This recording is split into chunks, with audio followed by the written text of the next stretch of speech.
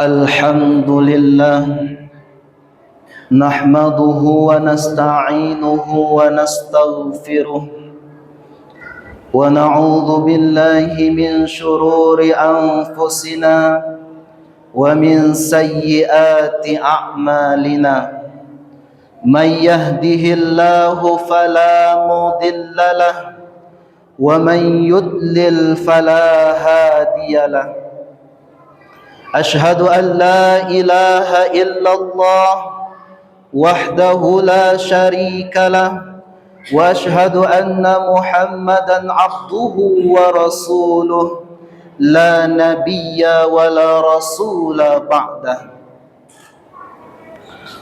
قد أدى الأمانة وبلغ الرسالة ونصح الأمة وجاهد في سبيله حق جهاده الصلاة والسلام على نبينا المصطفى محمد صلى الله عليه وسلم وعلى آله وصحبه ومن سلك سبيله واهتدى بهداه إلى يوم الدين جماعة الجمعة أرشدكم الله أوصيكم ونفسي بتقوى الله ومن يتق الله يجعل له من أمره يسرا ويرزقه من حيث لا يحتسب ومن يتق الله يعظم له أجرا قال الله تعالى في القرآن الكريم أعوذ بالله من الشيطان الرجيم بسم الله الرحمن الرحيم يا أيها الذين آمنوا اتقوا الله حق تقاته ولا تموتن إلا وأنتم مسلمون وقال النبي اتق الله حيثما كنت وأتبع السيئة الحسنة تمحها وخالق الناس بخلق حسن رواه الترمذي hadis hasan. Sidang jemaah Jumat yang dimuliakan Allah, alhamdulillah kita bersyukur kepada Allah karena sampai detik ini Allah masih mengkaruniakan banyak nikmat kepada kita sehingga kita bisa hadir di dalam masjid yang megah ini dalam rangka salat Jumat berjamaah. Salawat berangkaikan salam teruntuk Nabi besar Muhammad sallallahu alaihi wasallam. Allahumma salli ala sayyidina Muhammad wa ala ali sayyidina Muhammad. Kepada keluarganya, sahabat-sahabatnya, dan kepada orang-orang yang mengikuti jejak beliau dengan baik sampai akhir zaman. Selanjutnya, khatib berwasiat, mari sama-sama kita tingkatkan iman dan takwa kita kepada Allah, karena bekal yang paling baik untuk menghadap Allah hanyalah keimanan dan ketakwaan kita. Sidang jamaah Jumat yang dimuliakan Allah, pada kesempatan kali ini kita akan membahas lanjutan dari pembahasan pada pertemuan yang sebelum-sebelumnya. Insyaallah kita akan membahas tentang apa hakikat dari makna titik ba, yang mana sebagian kecil mufassir mengatakan bahwa Al-Quran yang 30 juz 114 surah terkumpul seluruh maknanya di dalam surah Al-Fatihah. Makanya Al-Fatihah dinamakan dengan Ummul Quran, induknya Quran. Al-Fatihah yang 7 ayat terkumpul seluruh maknanya di Bismillahirrahmanirrahim. Bismillahirrahmanirrahim, 19 huruf terkumpul seluruh maknanya di huruf ba. Huruf ba terkumpul seluruh maknanya di titik ba. Kita coba jelaskan apa hakikat makna titik ba itu, supaya punya landasan kita. Maka kami khatib belajar ilmu Al-Quran tafsir, S1 jurusannya ilmu Quran tafsir, S2 juga jurusannya ilmu Al-Quran tafsir. Setidaknya kita coba landasi pemahaman ini dengan metode tafsir, supaya kita tahu nantinya bagaimana cara ulama itu menafsirkan Al-Quran. Maka setidaknya ada 5 metode tafsir yang umum dilakukan oleh para ulama. Pertama, namanya metode tahlili. Metode tahlili itu menjelaskan isi kandungan Al-Quran mulai dari surah Al-Fatihah sampai An-Nas sesuai dengan urutan Mushaf Utsmani dengan analisa yang dalam. Kitab tafsirnya seperti Ibnu Katsir, At-Tabari, Ar-Razi, Zamakhsyari. Di Indonesia seperti tafsir Al-Misbah karangan Profesor Quraisy Shihab. Di Minangkabau ada tafsirnya Hamka, Buya Hamka. Nah, itu menggunakan metode tahlili. Silakan baca tafsirnya. Yang kedua, ada metode ijmali. Menafsirkan Al-Quran itu secara global. Contohnya kitab tafsir yang dibaca oleh santri-santri kita di pondok pesantren, Tafsir Jalalain. Seperti Alif Lam Mim, maknanya Allahu a'lam bimuradih. Zalika ay hadza al-kitabu alladhi yaqra'uhu Muhammad. Itu contoh tafsir ijmali.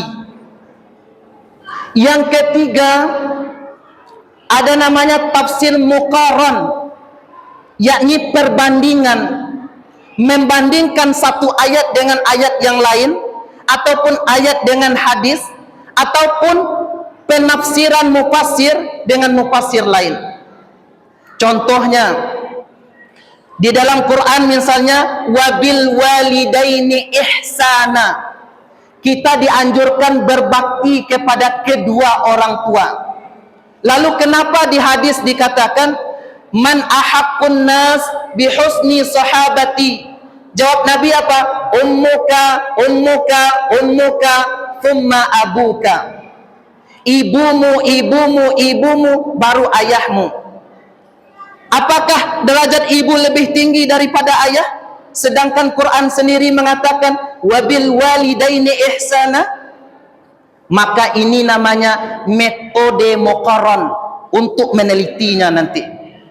Ada yang keempat, namanya metode maudhu'i. Maudhu'i itu tematik. Misalnya, bagaimana ketakwaan itu menurut petunjuk Al-Quran. Maka kumpulkan seluruh ayat mengenai ketakwaan yang ada dalam Al-Quran. Boleh dengan bantuan Mu'jam Mufaharas li Alfazil Quran.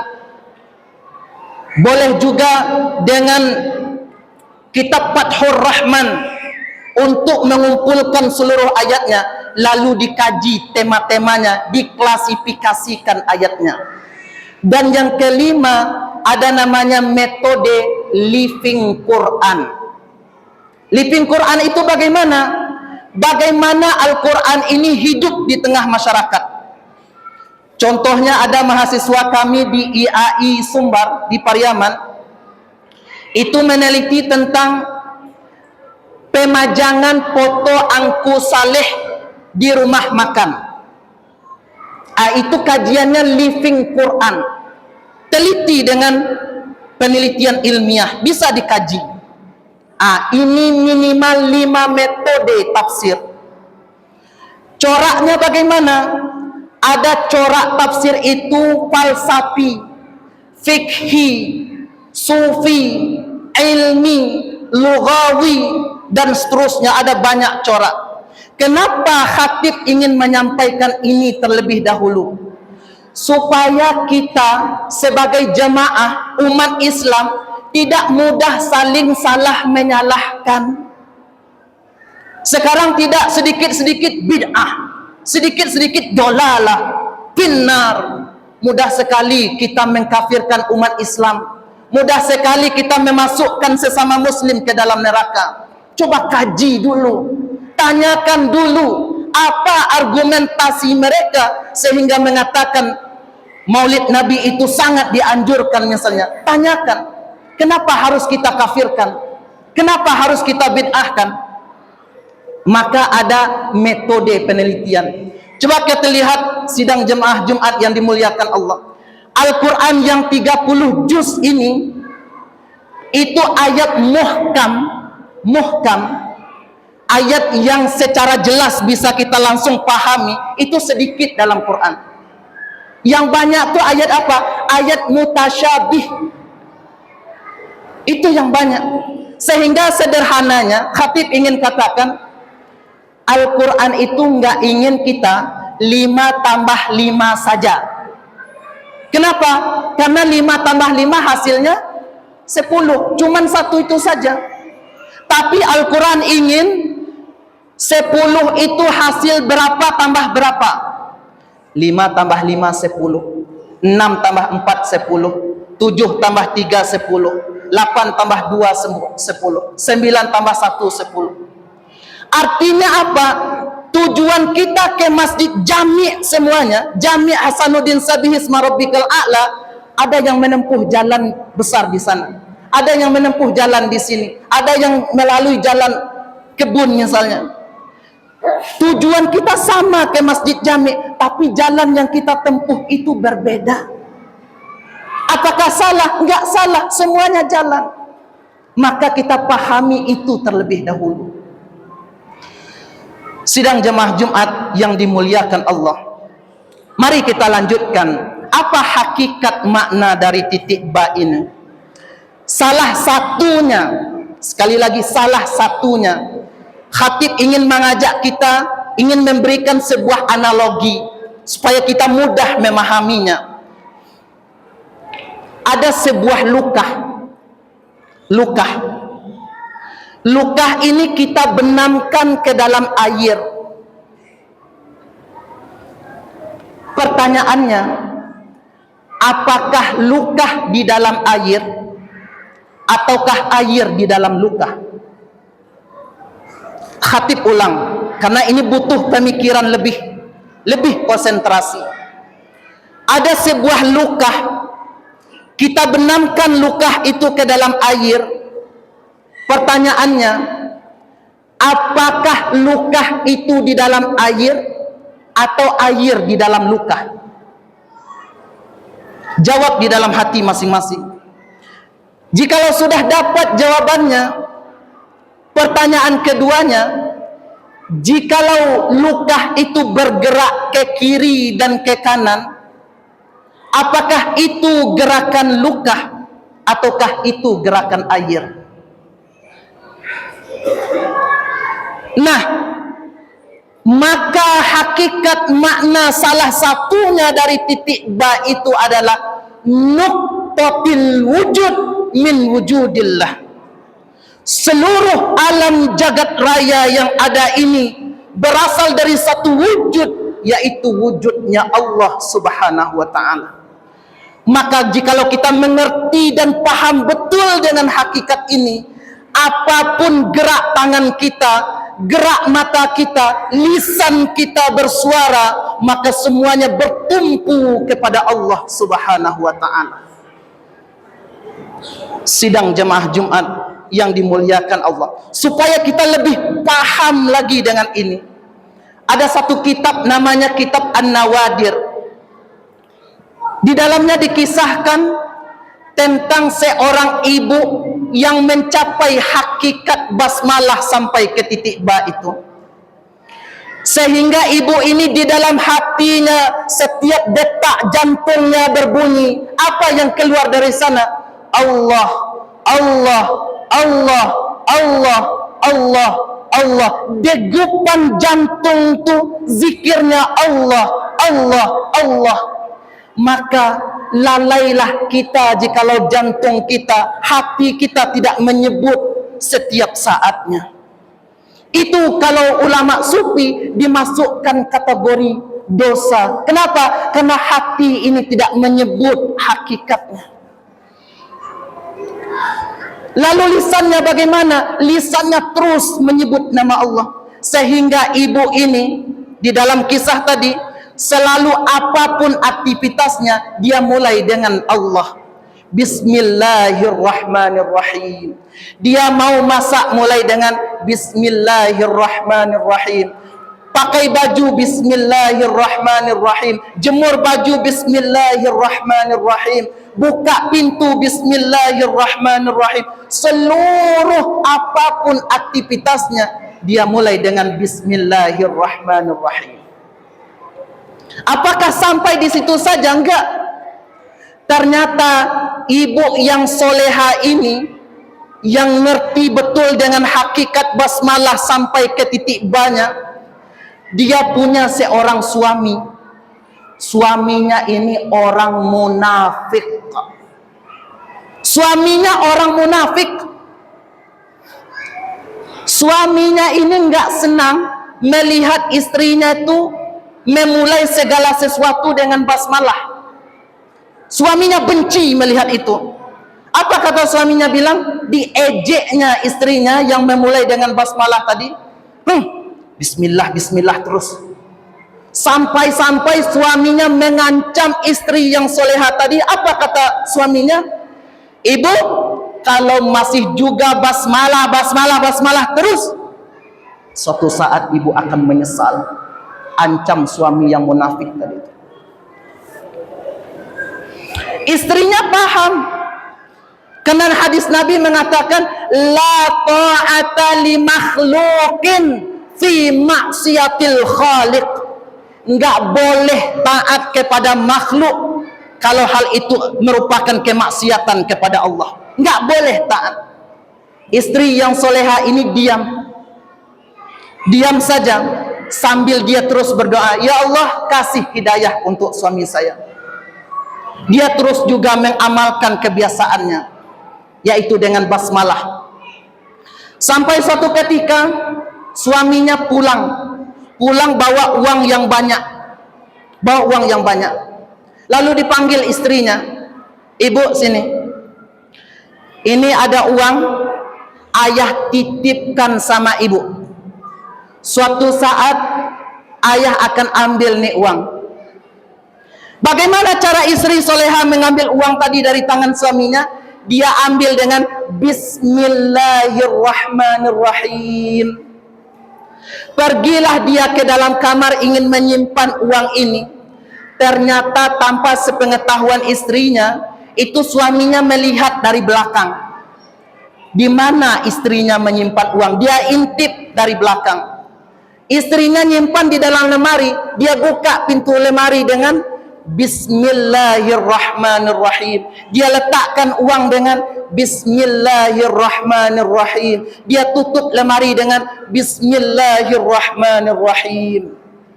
Karena dia tahu hakikatnya.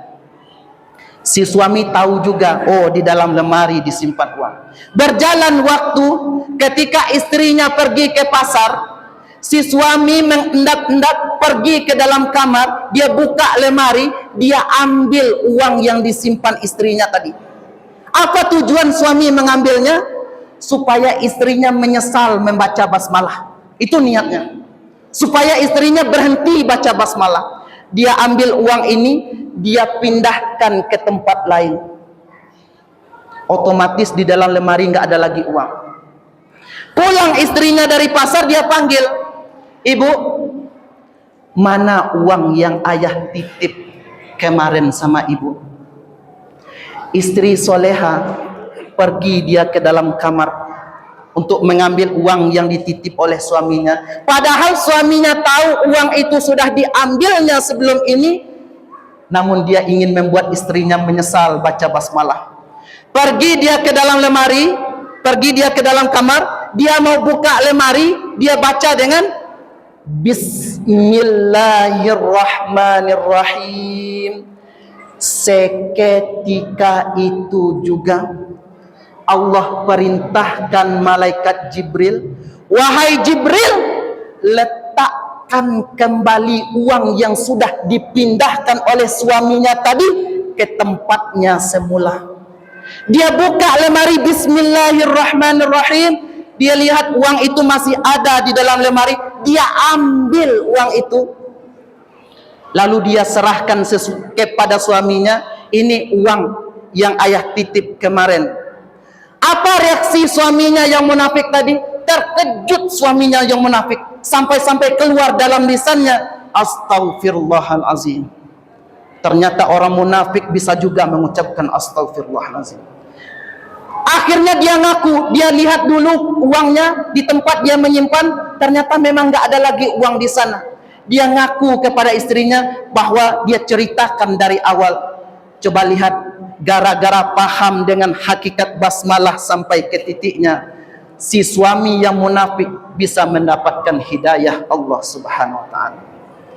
Inilah sederhananya dari titik ba pada pertemuan hari ini. Semoga selalu hati kita berdetak, jantung kita berdegup. Semoga Allah lah yang disebutnya dan lisan kita tidak berhenti menyebut nama Allah Subhanahu wa taala.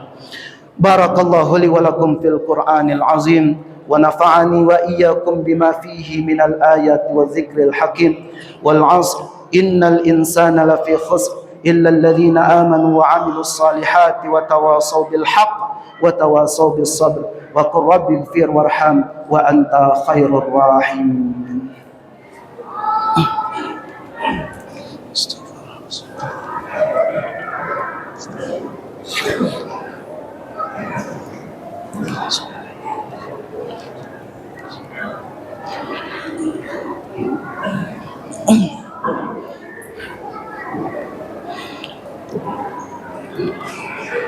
Alhamdulillah, nahmaduhu wa nasta'inuhu wa nastaghfiruh wa na'udzu billahi min shururi anfusina wa min sayyiati a'malina.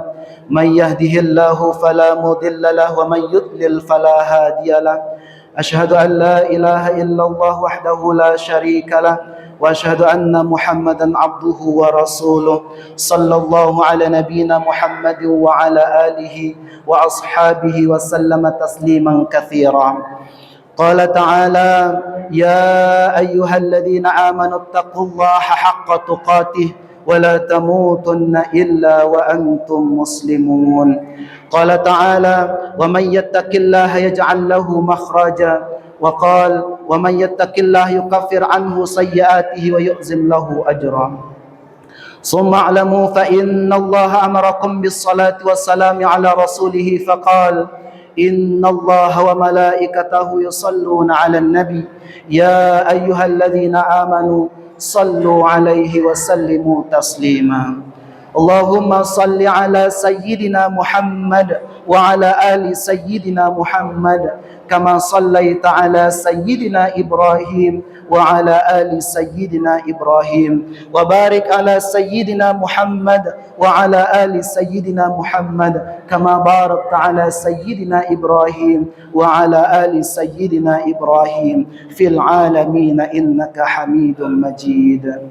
اللهم اغفر للمسلمين والمسلمات والمؤمنين والمؤمنات كلهم أجمعين برحمتك يا أرحم الراحمين.